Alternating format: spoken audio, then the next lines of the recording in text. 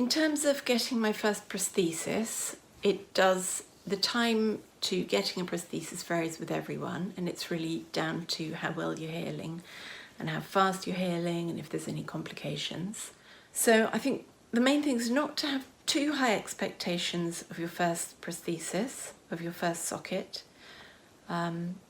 because remember, this socket won't be your only socket. As you heal post-operatively, your leg will shrink, the swelling will go down, and you'll need to have new sockets made for you reasonably regularly. For some people it's once every 1, 2, 3 months. Other people go a little longer. But you will have to keep getting sockets remade. When you're getting your socket fitted, don't be afraid to keep asking for adjustments. It's very easy to think, oh God, I've been here for a few hours, they've been adjusting bits, and it's still sore, but, I don't want to keep asking. It's really important you keep asking until your socket is at least comfortable to leave the building. One thing to remember is always to ask if something's not right. If you're in pain, if something's digging in, ask what the prosthetist can do about that.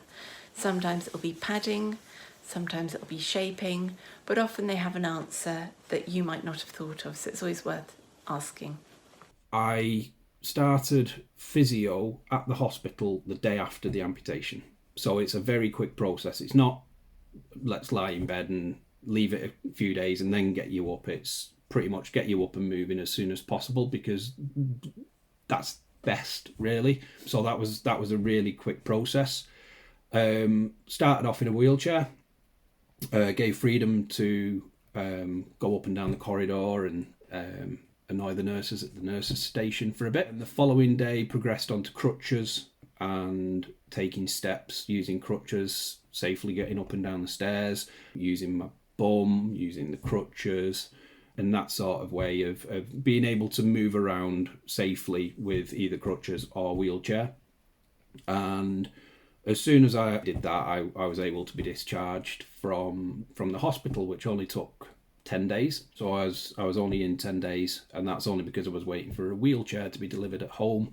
So they knew at least I could get around at home. Had I been out quicker, had I had a wheelchair.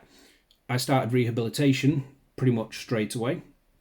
I was measured for a prosthetic in the November, so 1 month after amputation.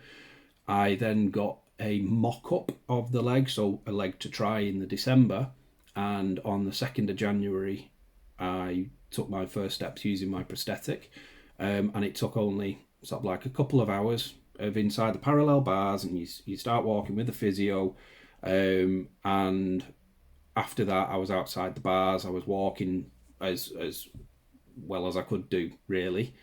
Rehabilitation was good, and it was a great release for me, because at the time I was going through chemotherapy as well, so I saw it as a day out, weirdly. So to another hospital, it was quite exciting. It was a journey to start accepting myself being a completely different person, which I think at any age, whether you're young or old, it's a massive change to anybody.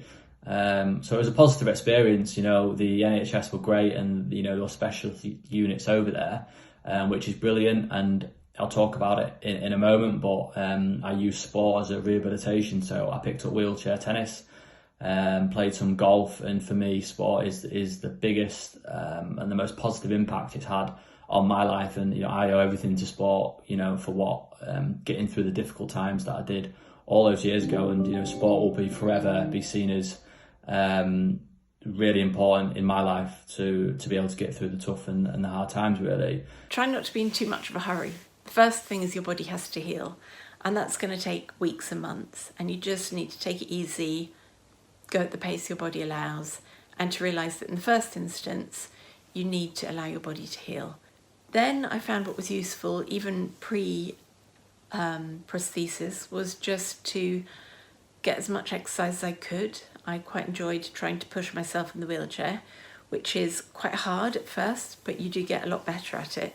There's a good sense of triumph when you can complete your daily walk in a wheelchair without assistance.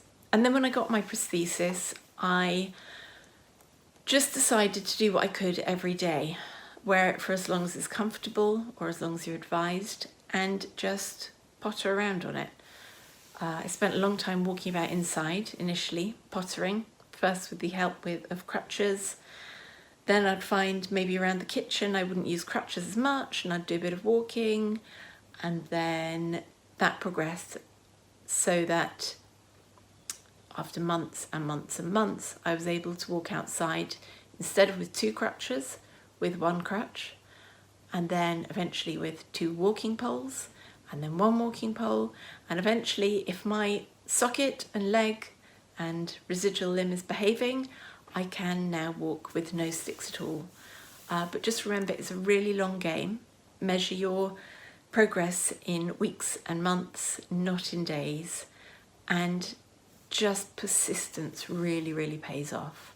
It's good to look at the small tasks that you can accomplish every day and look at the progress you're making.